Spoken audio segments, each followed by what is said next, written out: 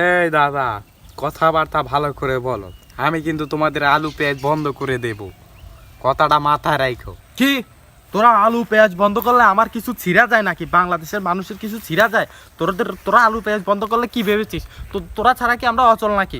আমাদের বন্ধু রাষ্ট্রের অভাব আছে? হ্যাঁ হ্যাঁ, আমাদের বন্ধু রাষ্ট্রের অভাব আছে রে বেটা। পাকিস্তান কয়ে টনে টনে আলু পেঁয়াজ পাঠিয়ে দিছে আমাদের জন্য। হ্যাঁ, এগুলোই তো খায়া দিশা পাই না। তোদের আলু পেঁয়াজ দিয়ে কী করবো? তোদের আলু পেঁয়াজ তোদের বললাম না, আমার মুখটা দিয়ে আসলো ভদ্র মানুষ, সামনের রোজা, এই জন্য গালাগালি দিলাম না, নাইলে তোর তো শেষ করে ফেলবো। কিন্তু আর কিছু বলবি? আর কিছু বললে বল।